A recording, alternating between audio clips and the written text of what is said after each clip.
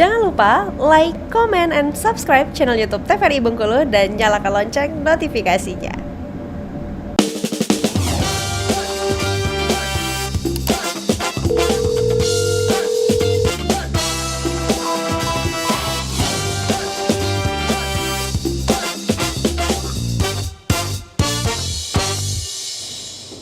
Baik pemirsa, terima kasih Anda kembali menyaksikan Dokter Kito hari ini masih membahas mengenai penyakit lupus. Kita kembali ke Dokter Elsa nih.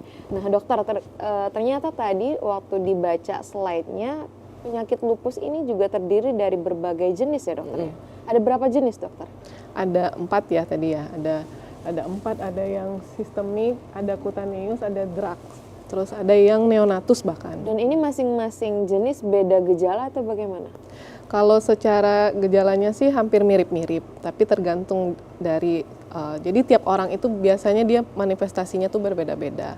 Nah, kalau ditanya kenapa, itu memang tergantung dari imunitas tubuh dari di dalamnya masing-masing ya. Kalau paling sering sih yang artritis. Jadi kalau artritis nyeri sendi apalagi usia muda itu kan sangat dipertanyakan ya, kok usia muda nyeri sendi terus dikasih obat nggak kunjung-kunjung juga sembuh, 2 bulan masih juga nyeri-nyeri sendi. Kita curiga ke cikungunya, bahkan kayaknya nggak ada tanda-tanda ke arah sana juga seperti itu ya. Jadi harus dipertanyakan. Terus ada yang manifestasinya ke kulit, itu juga yang paling banyak.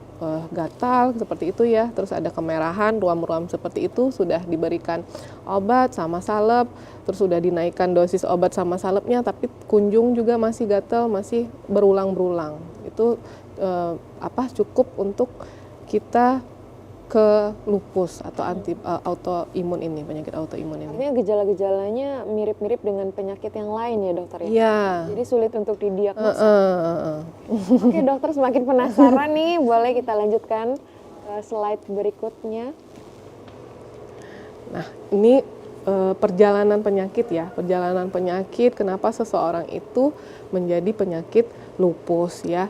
Kalau kita bicara tadi ada faktor resiko, ada genetik, ada lingkungan ya. Lingkungannya bisa dari sinar matahari seperti itu ya. Ada genetik, ada mutasi gen dan sebagainya seperti itu ya. Nanti dianya itu masuk ke dalam tubuh seseorang. Nah, jadi nanti akan terjadi abnormal respon imun ya. Jadi sebenarnya yang tadi prinsipnya kalau autoimun itu seharusnya dianya itu melindungi dari tubuhnya, malah dia sendiri, imun dia sendiri yang menyerang tubuhnya sendiri seperti itu ya. Nah, maka akan terjadilah inflamasi. Baru yang keempat inflamasi. Nah, bisa di sini bisa dilihat ya, kalau terjadi inflamasi barulah dia akan mencapai target-target dari organnya yang akan menimbulkan manifestasi ras, nefritis dan lain-lainnya. Ras ini maksudnya yang ruam-ruam merah muncul dari situ.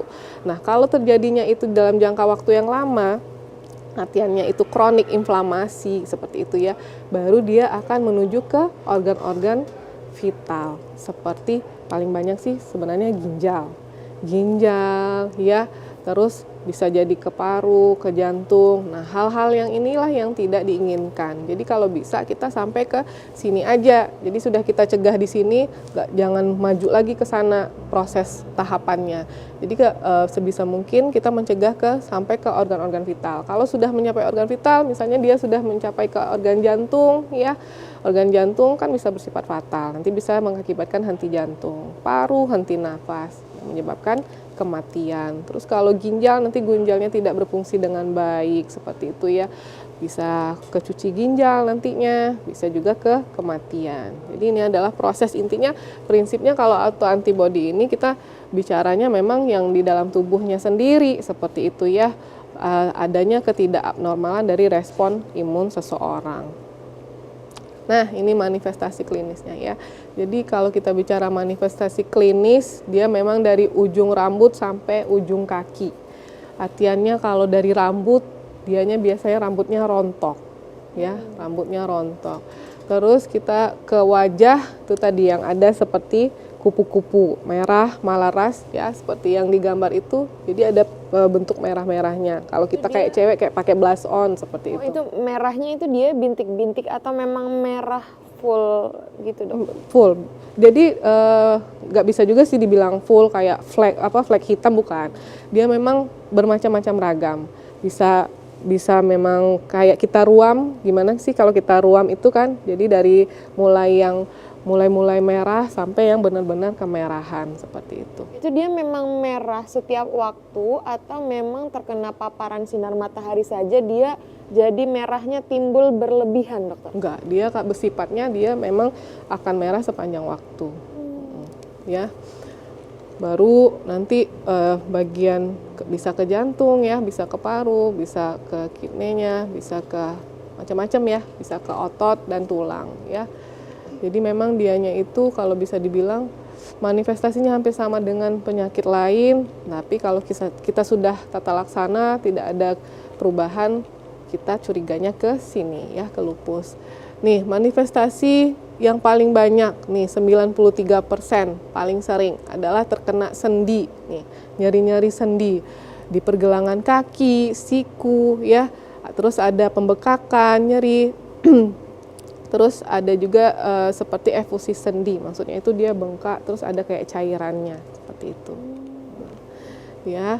Nah, ini manifestasi yang di kulit ya, fotosensitivitas, butterfly rash, ruam malar. Ini contoh-contohnya ya. Jadi ini yang malaras yang butterfly, itu yang kalau yang manifestasi kulit tuh seperti itu, mirip-mirip dengan psoriasis ya kalau penyakit lainnya itu, dan lain sebagainya.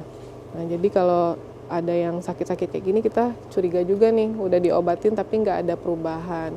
Baru kalau ke paru-paru, ke pencernaan ya, dia juga bisa bermanifestasi klinis ke sana.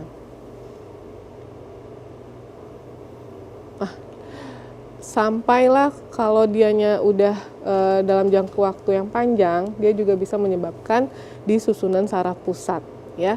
Jadi gangguan susunan saraf pusat terdiri atas dua kelainan, yaitu psikologis organik dan kejang. Tapi ini yang sudah ibaratnya udah memang stadium yang ke komplikasinya, kalau memang tidak ada penanganan yang cepat dan tepat. Nah, kita menghindari ke komplikasi-komplikasi ini ya. Kalau di mata bisa terjadi perdarahan di mata, matanya merah seperti itu ya. Matanya merah, perdarahan subkonjungtiva. Terus kalau di jantung ada perikarditis ya. Dia perikarditis artinya ada peradangan di perikardnya, perikardiumnya seperti itu. Ini masuk juga di komplikasi, maksudnya udah tahap yang lebih lanjut lagi.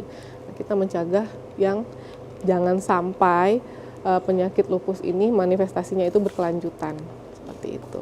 Oke dokter, sebelum kita lanjutkan, kita harus jeda terlebih dahulu. Pemirsa, jangan kemana-mana, tetap saksikan Dokter Kito bersama Kito Sehat.